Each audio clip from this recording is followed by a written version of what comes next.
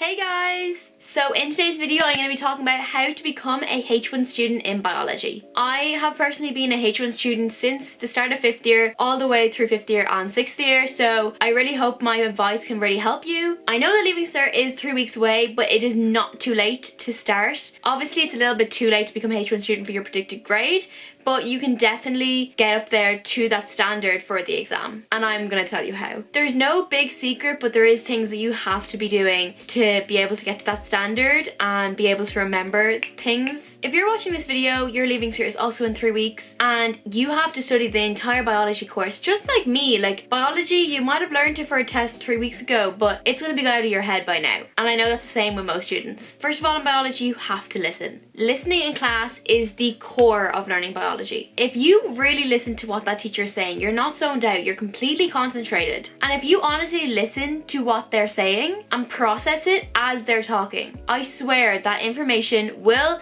stay at the back of your head. So when you go back and learn this stuff, it's already at the back of your head and you just have to refresh your memory. I honestly swear on this, like listening in biology has gotten me the grades and the consistency that I have. And I know it sounds so cliche, you're obviously going to listen in class, but like you're really not. Like a lot of classes, same with me, I'm not going to listen, but in biology, if you honestly listen to your teacher, the information will go into your head. And be interested in it. Don't just sit there and be like, okay, words are just going into my head. You need to know what's going on. Obviously though, it's 3 weeks of the leaving cert, so if you haven't listened in class so far, there is still stuff you can do. Just like listening, go back and read the material. This can take up to 2 hours to read a chapter. If you go through page by page and literally read the pages and not just skim through, actually read it, like read each word by word and let it go into your head. And then after reading the chapter, go and put your folder away and try some exam questions. You're not going to know the answers to half of them, but you'll have a feel for what's going on. Understanding is such a key importance in all of the sciences.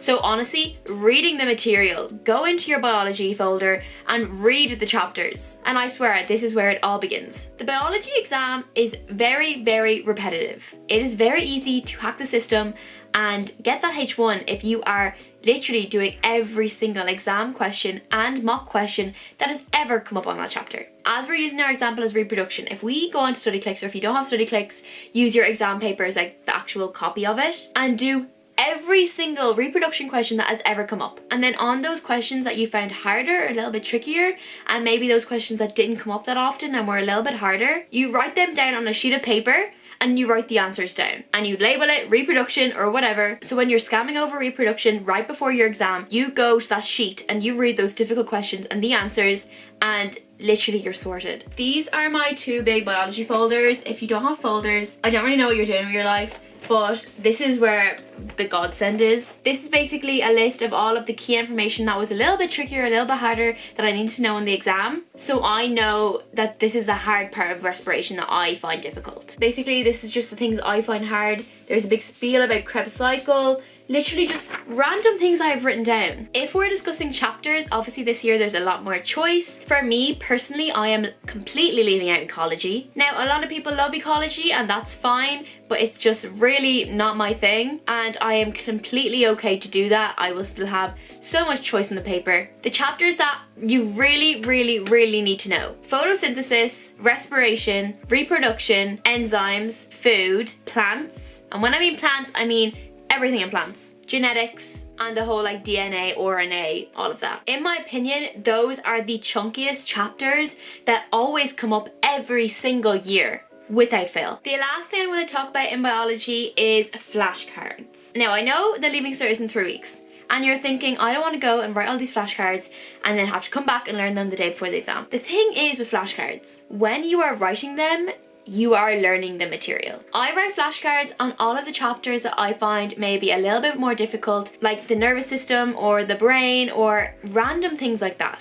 I also write flashcards on honestly just tiny little definitions that I need to know, and I have all the information I need to know on the back of the flashcard. I could just not recommend this enough. To be a H1 student, you do not have to sit down and stare at the content for 4 hours. You just don't have to do that. Maybe someone does, but I personally don't. Another great thing about flashcards is when you're going to go and revise that same chapter, all of the information is just compacted and all of the important information instead of all of that nonsense in between the lines you don't have to read that. Example, here is my diffusion and osmosis flashcards, and it's literally 2 flashcards. It's all about having the material somewhere in the back of your head, and on the day of the exam you push it all to the front, and that's just how it works. The Leaving Cert is a very messed up system, and it's all about memorising and shooting it back onto a page, and that's how you get the good grades.